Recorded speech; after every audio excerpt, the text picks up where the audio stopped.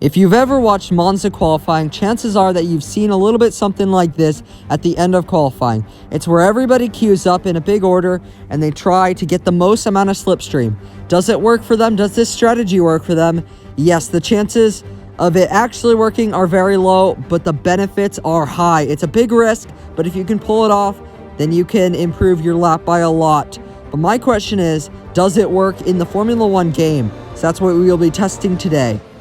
So as you can see, we are here as Max Verstappen at qualifying at Monza with 12 minutes to go, and you can see everyone is queuing up, and we let Antonio Giovinazzi go past, as well as the Alpine, and we want to be slightly towards the rear of this queue as to not try to get held up a little bit more, and also to actually get that slipstream. But as you can see, that Alpine is not very keen on letting me get behind him, as well as this McLaren kind of jockeying for position here. But we want to let the McLaren pass.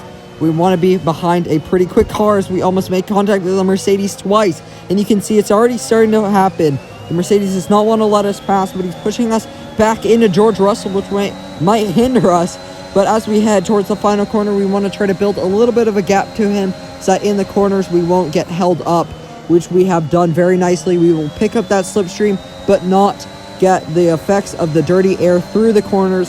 So as we start this lap across the line and down the straight, we are in the slipstream, and we also have DRS and hot lap mode. Into turn one, we brake late. We want to turn in, and you can see that we have gotten that gap perfectly as we did not get held up. We did not have to slow down any more than we had to. On the exit, we will also get slipstream down this straight. So in Monza qualifying, the chances of you getting around the track and across the line are low, and it's happened where only one driver has gotten to the line. I think it was 2019, where Carlos Sainz was the only driver to actually set a lap. So once everyone starts trying to let each other through, they'll back each other up so much that they can't get to the line in time. So that's one of the big risks. But as you can see here, as we go down the straight with DRS, now we're really close. And this is really good because the next couple of corners aren't hard braking zones, so we won't catch up to them too much. But we will get that slipstream. Through Ascari, we go a little bit wide. You can see that dirty air is affecting us slightly. But down the straight, this is where we gain massively. We are so close that this slipstream is so good. But into Parabolica, we may suffer the effects of the dirty air. Into the braking zone, we might have to brake a little bit earlier.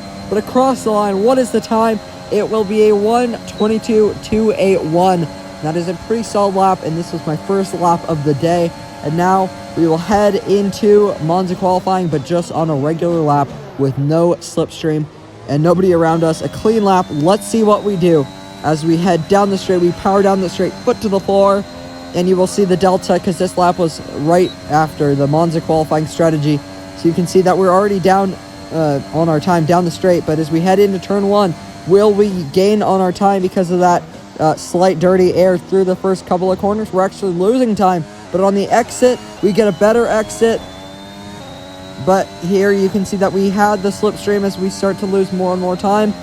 There we've lost more time, but we've also gained that back, so that section was a lot better for us this time around, as this was my second lap of the day.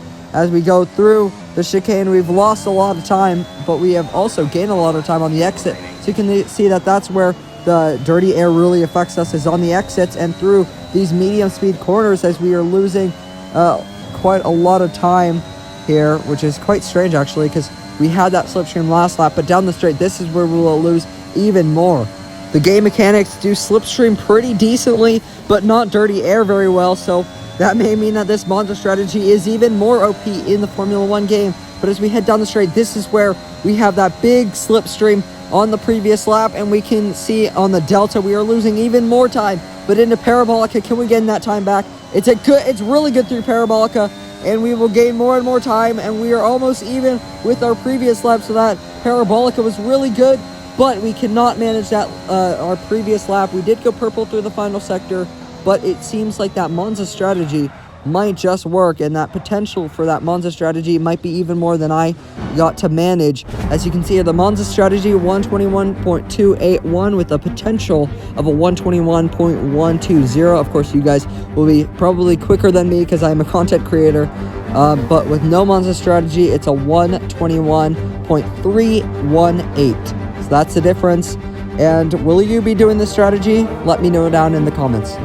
And a quick note, I would recommend not being at a huge pack as I was.